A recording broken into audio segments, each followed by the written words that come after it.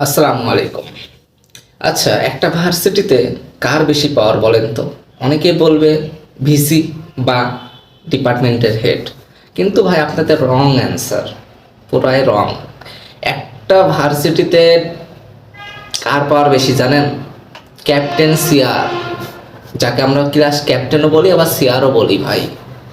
এত পাওয়ার ভাই, আর এত পরিমাণে রাজনীতি করে ভাই, কি আর বলবো।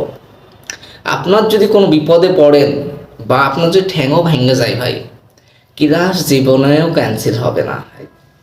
আর যদি কোনো একটা মেয়ে ঠাস করে বলে দেয় ভাই আজকে রাজশাহী শহরে প্রচুর গ্যাঞ্জাম, প্রচুর ট্রাফিক জ্যাম, তাহলে কি করবে জানেন? 1-2 সেকেন্ডের মধ্যে নোটিশ দেওয়া বলবে, হ্যাঁ আজকে কোনো ল্যাব হবে না, আজকে কোনো ক্লাস হবে না। ওকে।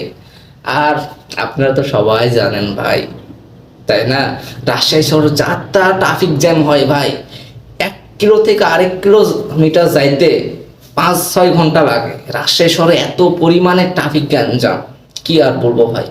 আর আরেকটা কথা বলি ভাই, সিয়ারেরা এত পরিমাণে রাজনীতি জানে ভাই, তাদের রাজনীতি যদি গোটা বাংলাদেশের লোক জানতো, তাদের বিনা ভোটে এমপি নির্বাচিত হতো, আবার মন্ত্রীও হয়ে যেতে পারতো ভাই। যাক ভাই, শেয়ারের জন্য শুভকামনা রইল ভাই, তোমরা ভালো কিছু করো। আর আমি চাই ভাই তোমাদের 50-60 হাজার টাকা বেতন দেওয়া হোক। কেন দেওয়া হবে না ভাই? তোমরা যাতা কাজ করো নাকি? তুমি সারাদিনে 20-25টা নোটিশ দাও, যাতাক্ষণ টিপে টিপে, মোবাইল টিপে টিপে।